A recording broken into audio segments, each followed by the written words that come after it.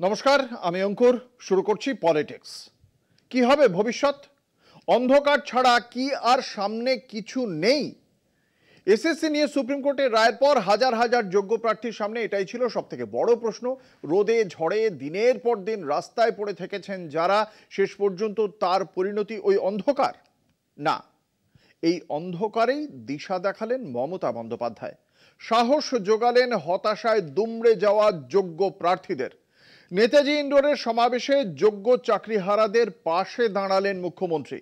এ বিষয়ে সরকারের ভবিষ্যৎ রূপরেখা তুলে ধরলেন স্পষ্ট করে, এবং একই সঙ্গে রাজনৈতিক আক্রমণ শানালেন বিরোধীদের দিকেও।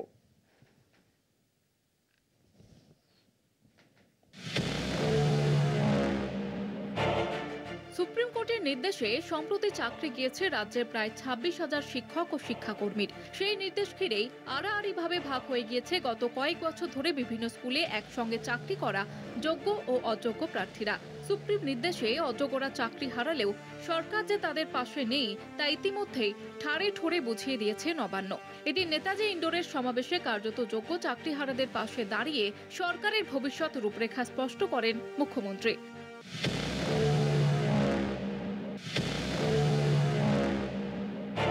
সুপ্রিম নির্দেশে যোগ্যরা চাকরি হারালেও মানবিকতার খাতিরে সরকার যে তাদের রুটি রুজি বহালে বদ্ধপরিকর, সেই নিয়ে বারে বারে আশ্বস্ত করেছেন মমতা। এবং তার জন্য সরকার কি পদক্ষেপ করতে পারে সেই নেগেটিভ পজিটিভ দুই সম্ভাবনার কথাও শুনিয়েছেন রাজ্যের প্রশাসনিক প্রধান। ধরুন, ক্লারিফিকেশনে বলে দিল না, চাকরি করা যাবে না যতক্ষণ পর্যন্ত ফ্রেশ অ্যাপয়েন্টমেন্ট হবে না। আমায় দুটো দিক ভেবে রাখতে হচ্ছে, কোনটা মাইনাস হতে পারে, কোনটা প্লাস হতে পারে। ইফ ইট ইজ মাইনাস, মাইনাসেরটা আমার না বলাই ভালো, আমার মাথায় কিছু আছে। আমি ধরে নিচ্ছি এটা প্লাস হবে। তারপরেও সুপ্রিম কোর্টের ওপরে আস্থা রেখেছেন মমতা, কিন্তু সেই আস্থাও যদি মান্যতা না পায় তাহলে সরকার কি পদক্ষেপ করতে পারে ব্যাখ্যা করেছেন তাও। বাই চান্স যদি না দেয় তাহলেও মনে রাখবেন, যারা যোগ্য তাদের চাকরি নিশ্চিন্ত করার দায়িত্ব সরকারের।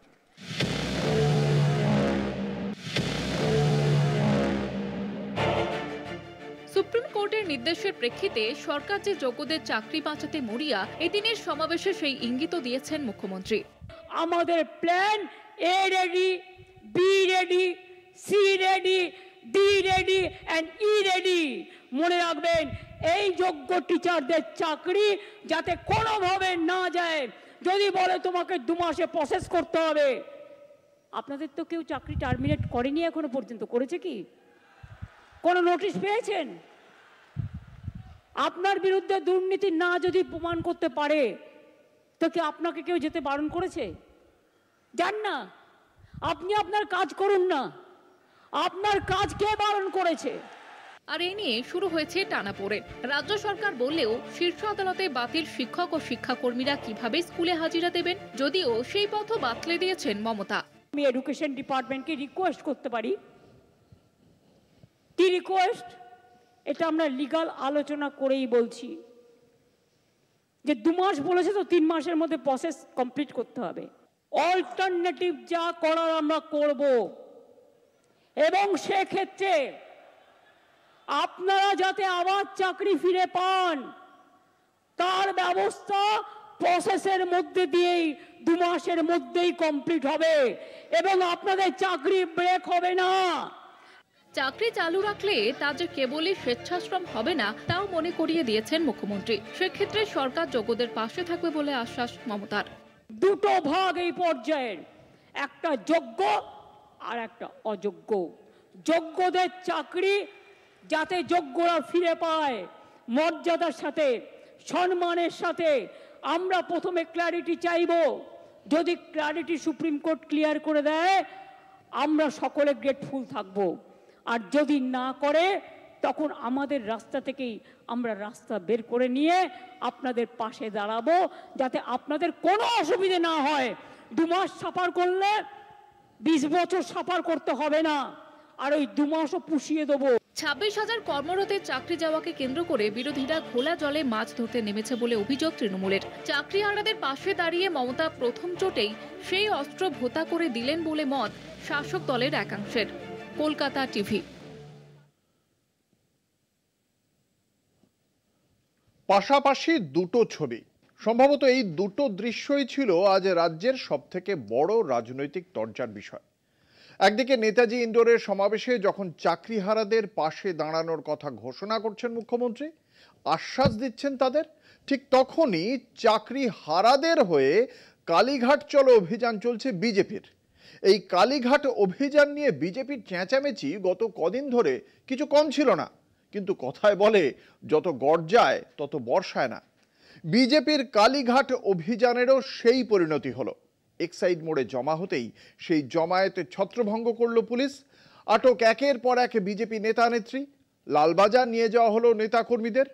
সত্যিটা হলো পুলিশের বিশাল বাহিনী টপকাতেই পারেনি গেরুয়া সমর্থকরা। কালীঘাট অভিযান তো দুরস্ত।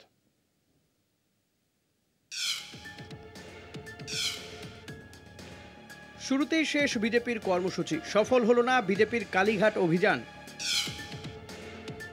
এক্সাইড মোড়ে এলেও জমায়েত শুরুর আগেই বিজেপি নেত্রী লকেট চট্টোপাধ্যায়কে আটক করে পুলিশ। দফায় দফায় বিজেপির কর্মী সমর্থকেরা জমায়েতের চেষ্টা করলেও ফুটওভার ব্রিজ ও এক্সাইড মোড়ে তাদেরকেও আটক করে পুলিশ।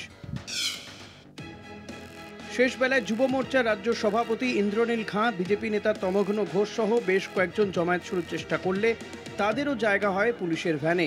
পুলিশের বিশাল বাহিনী টপকে এক্সাইড মোড়ই টপকাতে পারেনি গেরুয়া কর্মী সমর্থকেরা। এসএসসি মামলায় প্রায় 26,000 চাকরি বাতিলের প্রতিবাদে কালীঘাট চলো অভিযানের ডাক দেয় বিজেপির যুব মোর্চা। অভিযানের পূর্বসূচি মতো এক্সাইড মোড়ে লকেট পৌঁছতেই শুরু হয় উত্তেজনা। পুলিশের সঙ্গে কার্যত বচসাও হয় তাদের। পুলিশ আটক করে লকেট সহ একাধিক বিজেপি কর্মীকে। তাদের বেশিরভাগকেই নিয়ে যাওয়া হয় লালবাজারে।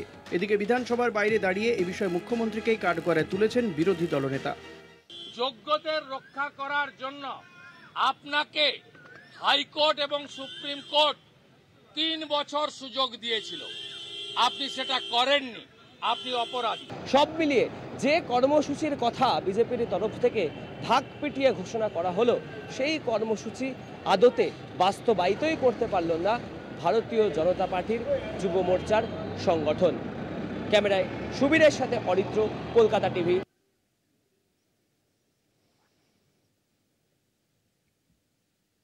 মনো জপনাম শ্রী রঘুপতিরাম। শ্রী রামচন্দ্রকে নিয়ে এই গান লিখেছিলেন বাংলার এক মুসলমান কবি কাজী নজরুল ইসলাম। হ্যাঁ, এই হচ্ছে বাংলার ঐতিহ্য, তার সংস্কৃতির পরিচয়, যে সাংস্কৃতিক নজির অক্ষুণ্ণ থাকলো গতকালও। রামনবমীকে ঘিরে বিজেপির ধর্মীয় বিভাজনের রাজনীতিকে নস্যাৎ করে দিল তৃণমূল কংগ্রেস। হিংসার প্ররোচনাকে হাওয়ায় উড়িয়ে দিয়ে সৌভ্রাতৃত্বের রামনবমীর সাক্ষী থাকলো এই রাজ্য। বজায় থাকলো বাংলার চিরকালের চিরদিনের সংস্কৃতি। রামনবমীর যে জোয়ার আনলো তৃণমূল, তাতে ভেসে গেল গেরুয়া রাজনীতির চক্রান্ত।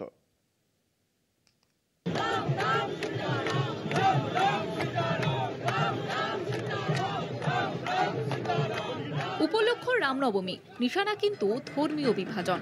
রাজ্য জুড়ে ধর্মের দোহাই দিয়ে হিংসার আবহ নির্মাণ, এটাই ছিল বিজেপির রাজনৈতিক এজেন্ডা। গেরুয়া বাহিনীর সেই আপাত গোপন কর্মসূচির আঁচ পেয়ে রামনবমী পালনে পথে নামে তৃণমূল। একদিকে অতন্দ্র প্রহরা, অন্যদিকে যথাযথ নিষ্ঠার সঙ্গে রামনবমীতে অংশ নিল রাজ্যের শাসক দল। জেলায় জেলায় তৃণমূলের প্রতিনিধি থেকে সাধারণ কর্মীর অংশগ্রহণে বিজেপির হিন্দুত্বের আগ্রাসনের পরিকল্পনা মাঠে মারা গেল। গোটা রাজ্যে শান্তিতে পালিত হলেও রামনবমী। রামনবমীর শোভাযাত্রা থেকে সর্বধর্ম সমন্বয়ের বার্তা দিল তৃণমূল। কলকাতা থেকে জেলা সর্বত্র উৎসবের মেজাজে পালিত হলো এই হিন্দু পার্বণ। তাতে হাজির ছিলেন তৃণমূলের সাংসদ, বিধায়ক, পুর ও পঞ্চায়েত নানা স্তরের প্রতিনিধিরা।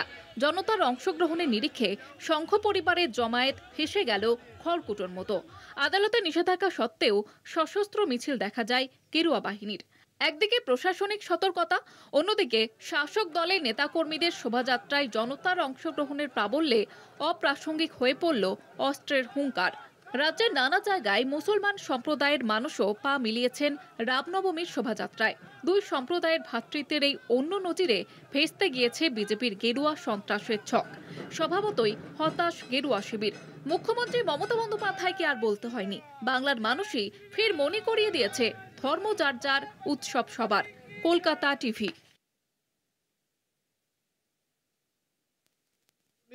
কিংবা হাতে রাখা তুরুপের তার সিন্ধুত্ব, সব দিকেই গোল খেলো রাজ্য বিজেপি।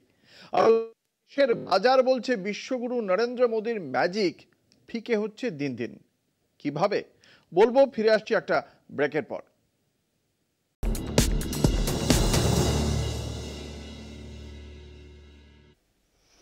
এক যে ছিল রাজা, তার নাম মোহাম্মদ বিন তুগলক। কি করতো সে? সোজা কথায় যা ইচ্ছে তাই। খাবার সময় ঘুম আর ঘুমের সময় খাই। আর এখন এক যে আছে রাজা, নাম ডোনাল্ড ট্রাম্প, তার এক নিমেষে শেয়ার বাজার করলো সে ছারখার। হ্যাঁ, সত্যিটা হলো তাই। ট্যারিফ নিয়ে ট্রাম্পের যে সিদ্ধান্তে টালমাটাল দুনিয়া, ভারতে তার ফলাফল শিউরে ওঠার মতো। মনে রাখতে হবে, ট্রাম্প কিন্তু দয়া করেননি কাউকেই। এমনকি যে দ্বীপে কোনো মানুষ নেই, শুধু পেঙ্গুইনদের বাস, সেই পেঙ্গুইন দ্বীপেও ট্যারিফ চাপিয়েছেন 10%। ইতিহাস হয়তো মনে রাখবে 7 এপ্রিল 2025-এর সোমবারকে ব্ল্যাক মানডে বলে, যখন ট্রাম্পের খামখেয়ালিপনায় টালমাটাল হলো দুনিয়ার অর্থনীতি। আর ভারতের কি অবস্থা? নতুন ট্যারিফ কার্যকর হওয়ার আগেই বিপুল ধস নেমেছে ভারতীয় শেয়ার বাজারে। ক্ষতি হয়েছে কয়েক লক্ষ কোটি টাকা। কি করবে মোদী সরকার?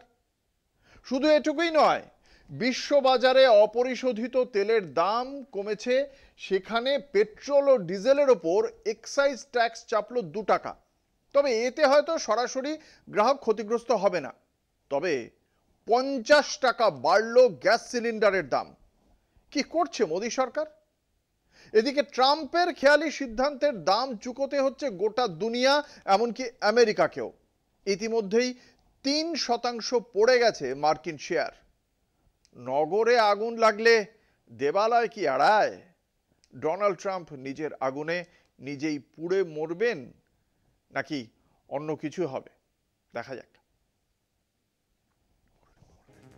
ইটের বদলে পাটকেল, এই মনোভাব নিয়েই একাধিক দেশের ওপরে বিরাট অঙ্কের শুল্ক চাপিয়েছেন ডোনাল্ড ট্রাম্প। স্বাভাবিকভাবেই তার প্রভাব পড়েছে শেয়ার বাজারে। বর্ধিত শুল্ক কার্যকর হওয়ার আগেই বিপুল অঙ্কের ক্ষতি ওয়াল স্ট্রিটে।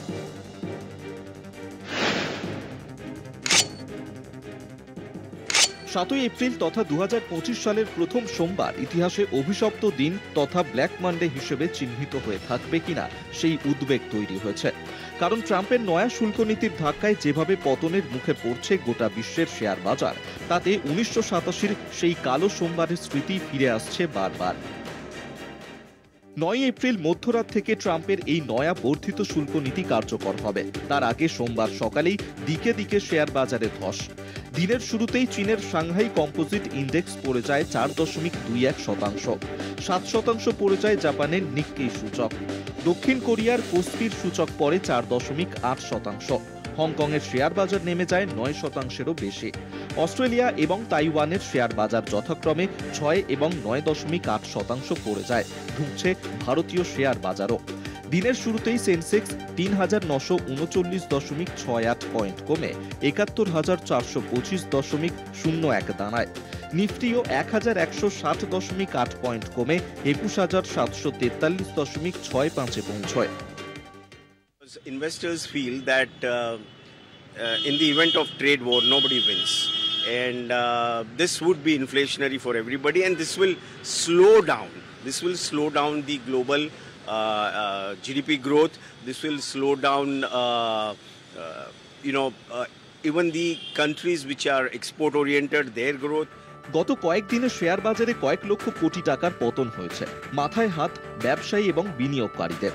এই বিষয়ে মার্কিন অর্থনৈতিক সংস্থাগুলির দাবি, চলতি বছর মন্দার মুখোমুখি হতে পারে আমেরিকার অর্থনীতিও। সারা বিশ্বে মন্দার সম্ভাবনা অন্তত 60%। ট্রাম্পের শুল্ক নীতির ফলে ধাক্কা খাচ্ছে বিশ্ব বাণিজ্য। কিন্তু শেয়ার বাজারের বেসামাল দশার দায় নিতে চান না ট্রাম্প। এদিকে শুল্ক নীতি ঘোষণার পর সমঝোতার কথাও বলেছেন তিনি। কোনো দেশ যদি আমেরিকার জন্য অভূতপূর্ব কিছু করে দেখায় তাহলে শুল্ক থেকে ছাড় মিলতে পারে। ইতিমধ্যেই ভারতের ওপর 26% শুল্ক চাপিয়েছে আমেরিকা। শুল্ক থেকে ছাড় পেতে ট্রাম্পের সঙ্গে দর কষাকষিও শুরু করেছে ভারত সহ বিভিন্ন দেশ। তাতেও নিজের অবস্থানে অনড় ট্রাম্প। তাঁর কথায় রোগ সারাতে গেলে ওষুধের দরকার হয়। শুল্ক আরোপের পর অনেক দেশ আমেরিকার সঙ্গে চুক্তি এবং সমঝোতা করতে আগ্রহী হবে।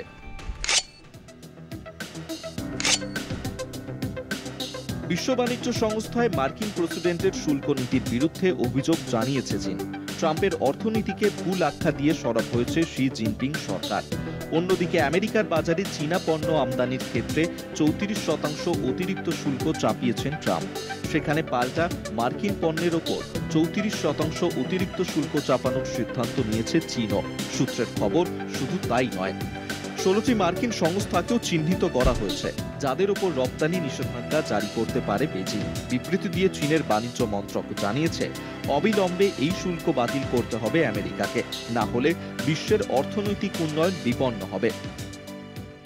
গত জানুয়ারিতে মার্কিন মসনদে বসেছেন ডোনাল্ড ট্রাম্প। ক্ষমতা দখলের পর থেকেই একের পর এক বিতর্কিত সিদ্ধান্ত নিয়েছেন তিনি, যার মধ্যে রয়েছে অভিবাসীদের দেশে ফেরানো থেকে শুরু করে শুল্ক নীতি।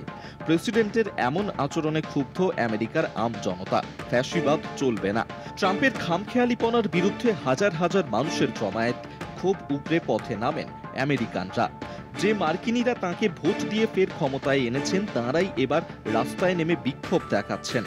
ট্রাম্প বিরোধী আন্দোলনে উত্তেজনা New York, Colorado, Houston, Los Angeles ও ওয়াশিংটনের রাস্তায়। এত বিরোধিতা, এত বিক্ষোভের পরেও উদাসীন মার্কিন প্রেসিডেন্ট। তাই ট্রাম্পের শুল্ক নীতির জেরে বিশ্ববাজারে ব্ল্যাক মান্ডে ফেরার আশঙ্কাই তৈরি হয়েছে। কলকাতা টিভি। একটা ছোট্ট বিরতির পর ফিরে আসছি, সঙ্গে থাকুন। আপনারা দেখছেন পলিটিক্স, আপনাদের সঙ্গে রয়েছে আমি অঙ্কুর। উত্তরপ্রদেশের ছেলেমেয়েরা পড়াশোনা করবে, কিন্তু ঘাস কাটবে পশ্চিমবঙ্গ, তামিলনাড়ু আর কেরালার ছেলেমেয়েরা। কেন্দ্রীয় সরকারের সর্বশিক্ষা অভিযানের অনুদান ও তার বিলি বাঁটোয়ারা কি সেদিকেই আঙুল দেখাচ্ছে? তথ্য কিন্তু সে কথাই বলছে। বিজেপি শাসিত উত্তরপ্রদেশ সর্বশিক্ষার জন্য একাই পেয়েছে 4,487.46 কোটি টাকা। কিন্তু ওই একই সময় পশ্চিমবঙ্গ, কেরালা আর তামিলনাড়ু একটি পয়সাও পায়নি।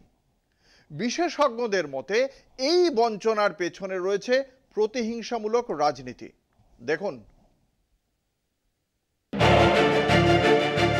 সমগ্র শিক্ষা অভিযানে কেন্দ্রীয় বঞ্চনার অভিযোগ তুলেছে একাধিক বিরোধী শাসিত রাজ্য।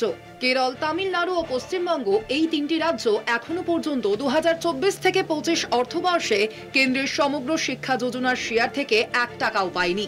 বিষয়টি নিয়ে রাজ্যসভায় প্রশ্ন তুলেছিলেন সিপিআইএম এর সাংসদ জন ব্রিট্টাস, যার উত্তরে কেন্দ্রীয় শিক্ষা প্রতিমন্ত্রী জয়ন্ত চৌধুরী তথ্য পেশ করেছেন রাজ্যসভায়।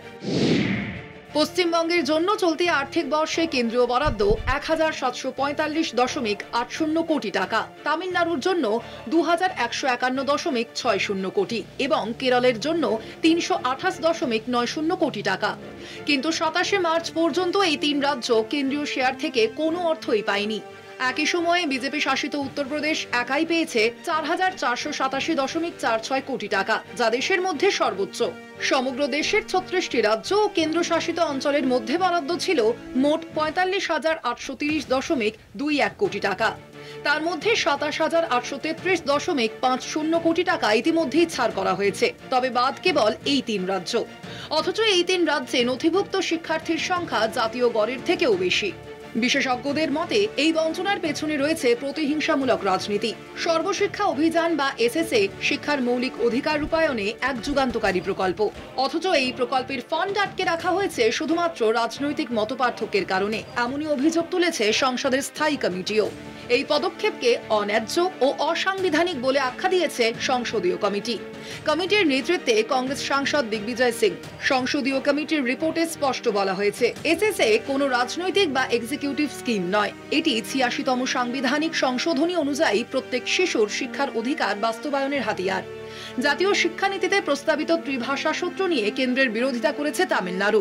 অন্যদিকে পশ্চিমবঙ্গ, দিল্লি ও পাঞ্জাব সহ বেশ কয়েকটি বিরোধী রাজ্য গত বছর প্রধানমন্ত্রী স্কুল ফর রাইজিং ইন্ডিয়া পিএমশ্রী প্রকল্পের সঙ্গে মৌ স্বাক্ষর করতে অস্বীকার করেছিল। বিরোধী রাজ্যের মধ্যে রয়েছে কেরলও। রাজ্যগুলির আপত্তি, পিএমশ্রী প্রকল্পে স্বচ্ছতা নেই, ফান্ড বন্টনেও দেরি হচ্ছে। তারপর থেকেই বন্ধ হয়ে যায় সমগ্র শিক্ষা যোজনার অর্থ ছাড়। বিরোধীরা বলছেন, কেন্দ্র শিক্ষা সহ নানা মৌলিক অধিকার নিয়েও পক্ষপাতিত্ব করছে। কেন্দ্রের যুক্তি, প্রকল্পে সই না করায় আইনি জটিলতা তৈরি হয়েছে। তবে প্রশ্ন থেকে যাচ্ছে, রাজ্য বনাম কেন্দ্রের দ্বন্দ্বে কাদের ক্ষতি হচ্ছে সবচেয়ে বেশি? উত্তর হয়তো খুঁজে পাওয়া যাবে রাজ্যের লক্ষ লক্ষ ছাত্রছাত্রীর ভবিষ্যতের দিকে তাকালেই। কলকাতা টিভি।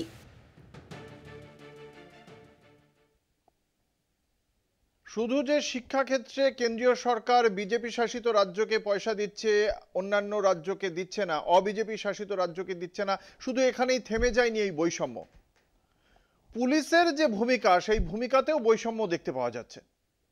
একনাথ শিন্ডেকে গদ্দার বলেছিলেন স্ট্যান্ড আপ কমেডিয়ান কুনাল কামরা। শিন্ডের শিবসেনা তারপর হুমকির পর হুমকি দিয়েছে কামরাকে, টলেননি তিনি। সেটা মাথা রেখেই কি কামরাকে তলবের পর তলব করছে মুম্বাই পুলিশ? সত্যি মুম্বাই পুলিশের তৎপরতা অন্তত এক্ষেত্রে চোখে পড়ার মতো। যদিও অন্যান্য বহু গুরুত্বপূর্ণ মামলাতেই তাদের ঢিলেমিও চোখ এড়িয়ে যায়নি খোদ বম্বে হাইকোর্টের। 2025-এর টোরেস ইনভেস্টমেন্ট কেলেঙ্কারির ঘটনায় বম্বে হাইকোর্ট তো সরাসরি বলেছিল পুলিশ তাদের দায়িত্ব পালন করেনি। এরকম ঘটনা আরও আছে। তবে কেন কামরার ব্যাপারে এত হুড়োহুড়ি মুম্বাই পুলিশের? কোন দলের চাপ আছে তাদের ওপর? কোন কোন নেতার চাপ আছে?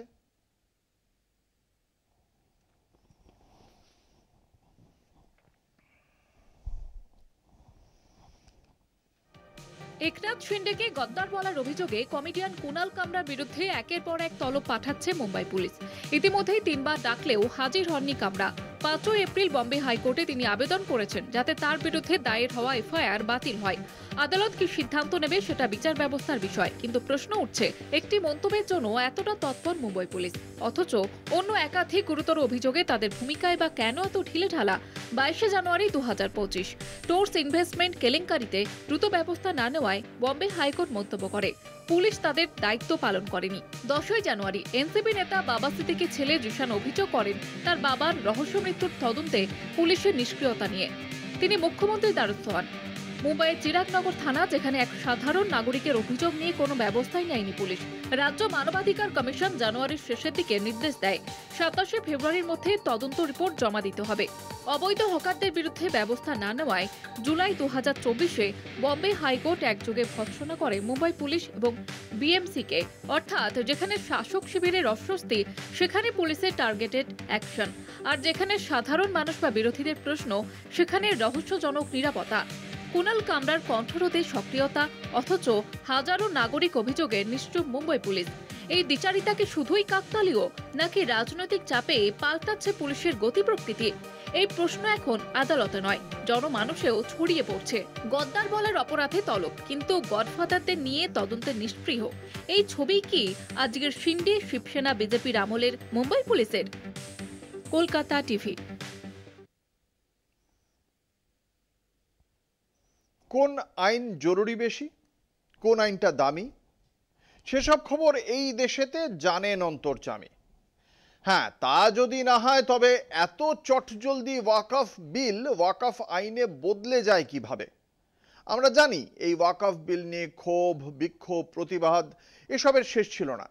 সেসবকে বিন্দুমাত্র আমল না দিয়ে পাশ হয়ে গেল ওয়াকফ বিল, আর রাষ্ট্রপতির সইয়ে তা এখন ওয়াকফ আইন। কিন্তু রাষ্ট্রপতির টেবিলে এখনো পড়ে আছে বাংলার নারী সুরক্ষায় অপরাজিতা সহ একাধিক গুরুত্বপূর্ণ বিল। ওয়াকফ পাশ হয় নিমেষে, আর এসব বিলের ক্ষেত্রে দেরি কেন? প্রশ্ন তো উঠবেই। ওয়াকফ সংশোধনী আইন বিরোধিতায় গুচ্ছ মামলা দায়ের সুপ্রিম কোর্টে। মামলা তালিকাভুক্তির আশ্বাস শীর্ষ আদালতের। জমিয়াত উলামায়ে হিন্দের আইনজীবী কপিল সিব্বল দ্রুত শুনানির আর্জি জানান প্রধান বিচারপতি সঞ্জীব খান্না ও বিচারপতি সঞ্জয় কুমারের ডিভিশন বেঞ্চে। একাধিক রাজনৈতিক দল, ব্যক্তি ও সংগঠনের তরফ থেকে এখনো পর্যন্ত 7টি মামলা দায়ের হয়েছে। 5 এপ্রিল আইনটিকে অনুমোদন দেন রাষ্ট্রপতি দ্রৌপদী মুর্মু। ওয়াকফ সম্পত্তির বিধি ব্যবহার সম্পর্কিত 1995 সালের ওয়াকফ আইনের সংশোধনী আনা হয়েছে। এই আইন দ্বারা ওয়াকফ কাউন্সিল, রাজ্য ওয়াকফ বোর্ড গঠন, চিফ এক্সিকিউটিভ অফিসার ও মোতোয়াল্লি নিয়োগ সংক্রান্ত নিয়ম ছাড়াও ওয়াকফ ট্রাইব্যুনালের ক্ষমতা ও এখতিয়ার নির্ধারিত হয়েছে। পুরনো আইন অনুযায়ী কোনো সম্পত্তি ওয়াকফ কিনা তা তদন্ত এবং ঘোষণা করার ক্ষমতা ছিল ওয়াকফ বোর্ডের। এই ব্যবস্থা সংশোধিত আইনে তুলে দেওয়া হয়েছে। এখন থেকে ওয়াকফ অফিসের হিসেব নিকেশ অডিট মারফত রাজ্য সরকার পেতে পারে। অডিট রিপোর্ট কেন্দ্রীয় সরকার এবং কন্ট্রোলার অ্যান্ড অডিটর জেনারেল নির্ধারিত অফিসারও পেতে পারেন। রাষ্ট্রপতি সই করার পরই ওয়াকফ বিল আইনে পরিণত হলেও আপাতত আইনের গেরোয় ফেঁসে ওয়াকফ আইন। বিচারাধীন কোনো আইন কিভাবে কার্যকর হবে তা নিয়েও সংশয় থেকে যাচ্ছে। সংসদে কার্যত বিনা বিরোধিতায় ওয়াকফ বিল পাশ করিয়ে নেয় বিজেপি। আইনে পরিণত হওয়ার জন্য রাষ্ট্রপতির দরবারে তা যেতেই সেখানেও পাশ হয়ে যায় ওই বিল। এদিকে ধর্ষণ ও নারী সুরক্ষায় বাংলার অপরাজিতা বিল সহ একাধিক গুরুত্বপূর্ণ বিল রাষ্ট্রপতির দরবারে বহুদিন ধরে আটকে। বারবার সেই নিয়ে রাষ্ট্রপতিকে জানালেও হিললে হয়নি ওই সব বিলগুলি। কিছুদিন আগে তৃণমূলের 10 সাংসদের প্রতিনিধি দল রাষ্ট্রপতির কাছে দরবার করে এই বিল দ্রুত পাশ করানোর দাবিতে। এদিকে ওয়াকফ বিল এত দ্রুত পাশ হয়ে যাওয়ায় শুরু হয়েছে রাজনৈতিক চর্চা, যার জল গড়িয়েছে শীর্ষ আদালত পর্যন্ত। আর সেখানেই প্রশ্নের মুখে ওয়াকফ আইনের ভবিষ্যৎ। কলকাতা টিভি।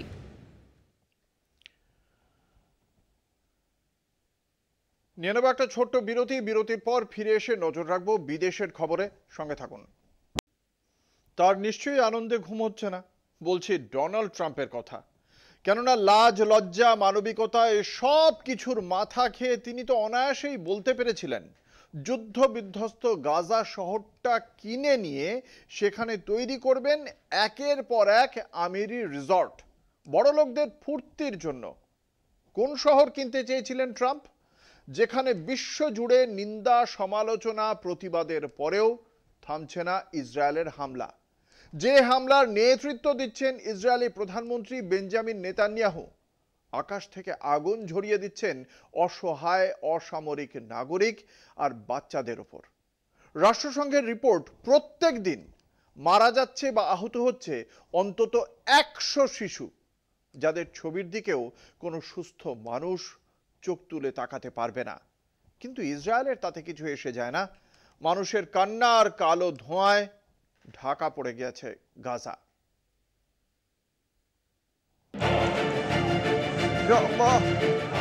ইতিহাসের এক নজিরবিহীন নির্মমতা ও নৃশংসতার সাক্ষ্য বহন করছে গাজা। 18 মাসে ইসরায়েলি হামলায় নিহত ফিলিস্তিনির সংখ্যা ছাড়িয়েছে 50,000, যার মধ্যে 17,000 কেবল শিশু। আহত হয়েছে প্রায় 1,15,000-এর বেশি মানুষ। বাস্তুচ্যুত 90% বাসিন্দা। ক্ষুদ্র উপত্যকার প্রতিটি বাড়ি এখন কবরস্থান। হামলা আর ধ্বংসযজ্ঞের মধ্যেই কাটছে মানুষের দিন রাত। দিন দুয়েক আগে ইউএন বলেছে গোটা গাজার 2/3 নো গো জোন করে রেখেছে ইসরায়েলি সেনা। মার্চে খান ইউনুসের প্রধান চিকিৎসা কেন্দ্র নসের হাসপাতালে ইসরায়েলি হামলায় নিহত হয়েছেন হামাসের প্রধান নেতা ও তাঁর এক সহযোগী। গত 18 মার্চ থেকে গাজায় প্রাণ হারিয়েছেন 1000-এর বেশি মানুষ। নিহতদের সিংহভাগই মহিলা ও শিশু। গাজার স্বাস্থ্য বিভাগের তরফে দাবি, রবিবার ইসরায়েলের হামলায় অন্তত 39 জনের মৃত্যু হয়েছে। সোমবার দায়ের এলবালায় ইসরায়েলি হানায় আরও 2 জনের মৃত্যুর কথা জানা যাচ্ছে।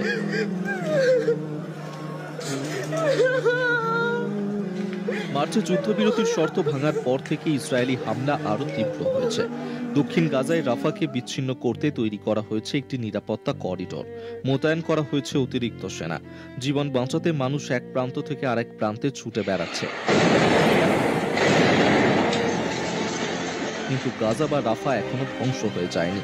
সেখানে মানুষ এখনো লড়ছে। সন্তানহারা পিতা, স্বজনহারা মানুষ নেতানিয়াহুর ধ্বংসলীলার বিরুদ্ধে আওয়াজ তুলছে। কলকাতা টিভি।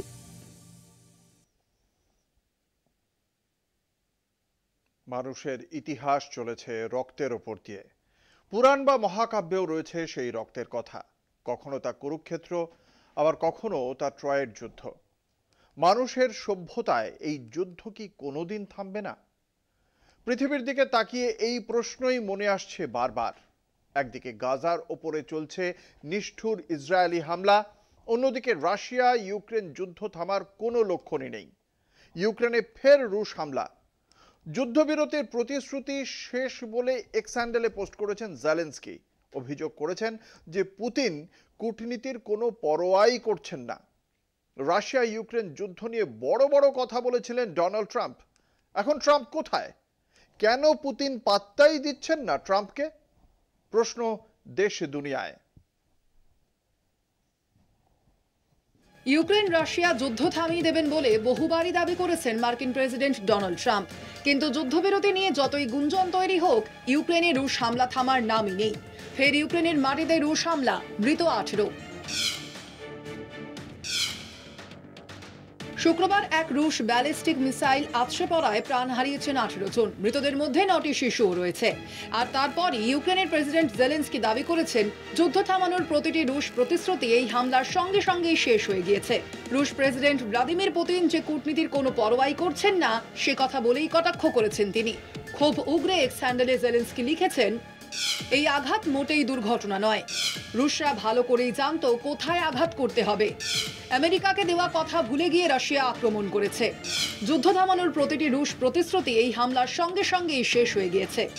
কূটনীতি কি সেটা পুতিনরা বোঝেই না। গত মাসের মাঝামাঝি ইউক্রেনের সঙ্গে যুদ্ধবিরতি নিয়ে পুতিনের সঙ্গে কথা বলেন মার্কিন প্রেসিডেন্ট ডোনাল্ড ট্রাম্প। হোয়াইট হাউসের বিবৃতিতে বলা হয়, পুতিন ও ট্রাম্প সহমত যে রক্তক্ষয়ী যুদ্ধে ইউক্রেন ও রাশিয়া দুদেশেরই অপূরণীয় ক্ষতি হয়েছে।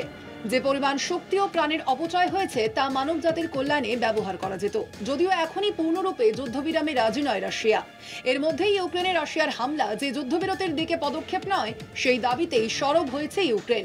ইসরায়েল, হামাস এবং রাশিয়া ইউক্রেনের যুদ্ধে ইতি টানতে এখনও ট্রাম্পের প্রচেষ্টা সফল হয়নি, যা বিশ্ব রাজনীতিতে ট্রাম্পের আধিপত্যের উপরেই প্রশ্ন তুলে দিচ্ছে।